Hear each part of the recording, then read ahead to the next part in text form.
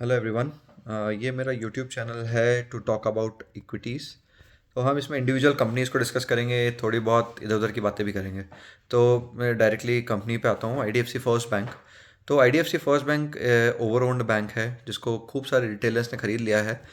But और बहुत सारे रिटेलर्स यही बोलते हैं कि हम इसमें फंस गए हैं क्योंकि बैंक बढ़ नहीं रहा है, जबकि बैंक ने पिछले 1.5-2 साल में काफ़ी अच्छी ग्रोथ दिखाई है। आजकल रिटेलर्स को ये चाहिए कि फटाफट ग्रोथ हो, जैसे कि वो जो भी पीएसयू स्टॉक्स उन्होंने 400 500% की ग्रोथ दी है। तो सबको आजकल ये लग गया है कि बस स्टॉक मार्केट में आओ और 500% की ग्रोथ पाओ। ऐसा नहीं होता है। तो आईडीएफसी फर्स्ट बैंक के रिजल्ट्स भी अभी आए थे। इतने अच्छे रिजल्ट्स नहीं थे क्योंकि उनका ऑपरेटिंग जो एक्सपेंस है वो बहुत ज़्यादा बढ़ गया था। हालांकि सेल्स बहुत ज़्यादा बढ़ गई थी। तो अभी एक्सपेंसेस बढ़ ही रहे हैं क्योंकि बहुत सारी ब्रांचेस भी इस बार तो उन्होंने इतनी ब्रांचेस खोली नहीं है। पर आप देखोगे कि आईडीएफसी फर्स्ट बैंक एडवर्टीजमेंट पे बहुत ज़्यादा पैसा खर्च कर रहा है। जैसे कि अपने इंडियन क्रिकेट टीम का स्पॉन्सरशिप। उसके बाद मैं केबीसी, मतलब टू माई सरप्राइज मैं केबीसी देख रहा था तो आईडीएफसी फर्स्ट बैंक उसमें भी है, मेन स्पॉन्सरर है। उसके बाद आप जो भी इकोनॉमिक कॉन्क्लेव्स वगैरह होते हैं, वो जो भी इकोनॉमिक कॉन्क्लेव्स वगैरह होते हैं, वो उसमें आईडीएफसी फर्स्ट बैंक मुझे बहुत जगह दिख जाता है। इकोनॉमिक टाइम्स वगैरह में जो भी होते हैं कभी, उसमें IDFC first bank main sponsor रहता है। तो ये सब चीज़ें अच्छी बात है क्योंकि उसका कम से कम विजिबिलिटी बहुत दिख रही है। उसके बाद जो इनका सीईओ है वो बहुत ज़्यादा एग्रेसिव है। कभी कभी वो अच्छी भी चीज़ होती है, कभी कभी जैसे येस बैंक के केस में जो सीईओ था एग्रेसिव था। बट वो को बहुत बुरी बुरी चीज़ थी, एनपीएस बहुत ज़्यादा हो गया, बैंक अल्टीमेटली डूब गया। इस केस में शायद अच्छी हो क्योंकि ये शागिर्द हैं केवी कामत के, जो आईसीआईसीआई बैंक को जिन्होंने टर्न अराउंड किया था। केवी कामत ने भी बहुत ज़्यादा एग्रेसिवली आईसीआईसीआई बैंक में रिटेल फ्रेंचाइज को काफ़ी बढ़ाया था। तो यही वी वैद्यनाथन सर भी यही कर रहे हैं। बट देखिए, एकदम से जादू तो नहीं हो जाएगा। अभी इन्होंने 5 साल पहले जो गाइडेंस दिया था वो ऑलमोस्ट पूरा फुलफिल किया है। कुछ करीबन 25-30 पॉइंटर्स थे इनके।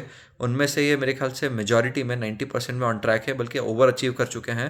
मेरे ख्याल से कुछ 10% बचे होंगे जो अभी भी करना बाकी है, जो कि अभी अगले महीने जो मार्च में जो मार्च का रिजल्ट आने वाला है तब इनका ये 5 साल पूरा होता है गाइडेंस का। अब इसका नेक्स्ट 5 ईयर्स का इन्होंने गाइडेंस दिया है, वो काफ़ी एग्रेसिव है।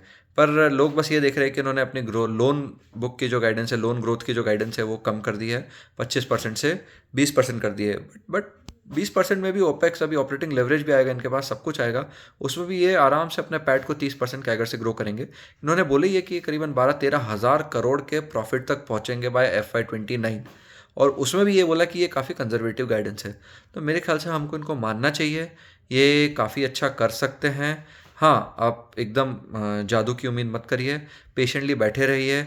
मत देखिए रोज़ रोज़ रोज़ आईडीएफसी को क्या हुआ है, नीचे भी जाएगा ये। 46 में को याद है, 47-48 पे हुआ करता था, 29 पे गया था। तो 29 पे लोगों ने इतना पैनिक किया कि अरे बाप रे क्या हो गया है, बैंक तो डूब जाएगा ये वो।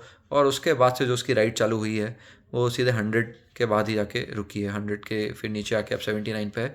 मुझे लग रहा है थोड़ा सा और पेन बाकी है और फिर ये चलने लग जाएगा। और मार्केटिंग तो चली रही। मेरे दोस्त है एक, मैं बताता हूँ आपको, उसने क्रेडिट कार्ड लिया था। नहीं, वो एयरपोर्ट गया था, उसको लाउंज एक्सेस चाहिए था, उसने क्रेडिट कार्ड लिया आईडीएफसी फर्स्ट बैंक का, उसमें लाउंज एक्सेस था फ्री। तो ये सारी चीज़ें, इसमें भी एक्सपेंसेस लगते हैं, ऐसा नहीं है फ्री लाउंज एक्सेस ऐसे ही नहीं दे देते हैं। वो जो जो भी लाउंज है उसको आईडीएफसी फर्स्ट बैंक भी पे करता है। तो इन सब चीज़ों में एक्सपेंस लगता है। मार्केटिंग चल रही है। कितनी अच्छी डिपॉजिट फ्रेंचाइज बन चुकी है ये। कितना तेज़ी से, मेरे ख्याल से 4.5 टाइम्स इनका रिटेल डिपॉजिट बढ़ा है पिछले 5 साल में। हालांकि लोन ग्रोथ उतने पैमाने पे नहीं हुई। और एक और बात बता दूं कि ये बाकी बैंक्स नहीं कर पा रहे हैं। ये बड़े बड़े जो दिग्गज हैं, एक्सिस बैंक भी हो गया, कोटक तो कर रहा है, और दूसरे दूसरे बैंक्स भी हो गए हैं जो अपना एचडीएफसी बैंक ही अपना डिपॉजिट, रिटेल डिपॉजिट्स को इतनी तेज़ी से ग्रो नहीं कर पा रहा है। पर आईडीएफसी कर पा रहा है तो वो अच्छी बात है। लोन ग्रोथ उतनी नहीं है, वो उनने वी वैद्यनाथन ने खुद ने बोला कि ये इनका कॉन्शियस डिसीजन था कि अभी लोन ग्रोथ पे इतना ध्यान नहीं देंगे, पहले डिपॉजिट फ्रेंचाइज बनाएंगे और उसके बाद लोन ग्रोथ करेंगे। तो अब आप देखेंगे कि लोन ग्रोथ मेरे ख्याल से डिपॉजिट ग्रोथ से थोड़ी सी ज़्यादा होगी। और इन्होंने कंजर्वेटिव गाइडेंस दिया 20%, मेरे ख्याल से सरपास करेंगे उसको।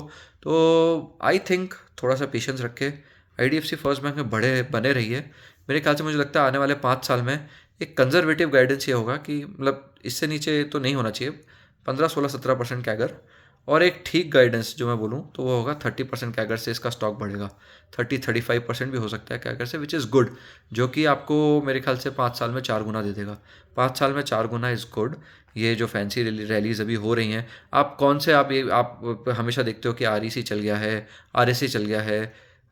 रूरल इलेक्ट्रिफिकेशन कॉर्पोरेशन, आरईसी चल गया है, उसके बाद और कौन कौन से, एनटीपीसी चल गया है, उसके बाद बहुत सारे रेलवे स्टॉक्स चल गए हैं, तो आईआरएफसी और आईआरसीटीसी भी थोड़ा बहुत चल गया है। 400% दिए इन लोगों ने, पर आप बताओ उसमें कितना इन्वेस्टमेंट कर सकते हो। जो इन्वेस्टमेंट क्वांटम है वो आप मेरे ख्याल से अपने पोर्टफोलियो का 2-3% से ज़्यादा कोई भी नहीं करेगा, कि इतना ज़्यादा डिसबिलीफ है गवर्नमेंट स्टॉक्स पे। तो इसीलिए आप क्वांटम तो इसी में लगा सकते हो यार, जिसमें क्वांटम आप 10,000 रुपये लगा के 40,000 रुपये कमा भी लिए, तो क्या हो जाएगा, कुछ नहीं होगा। पर आप आईडीएफसी फर्स्ट बैंक में लंबा पैसा लगा सकते हो, 10 लाख 15 लाख, और जब वो बढ़ेगा, वो 20% ही बढ़ेगा, तो आपको बहुत अच्छा रिटर्न देगा। तो इसलिए ऐसे नहीं देखना चाहिए कौन सा स्टॉक कितना बढ़ गया है, ये देखना चाहिए कौन से स्टॉक में मैं ज़्यादा पैसा लगा सकता था और वो चल रहा है। तो आईडीएफसी फर्स्ट बैंक मेरे ख्याल से आप बने रहिए, और भी वैद्यनाथन पे थोड़ा भरोसा करना पड़ेगा।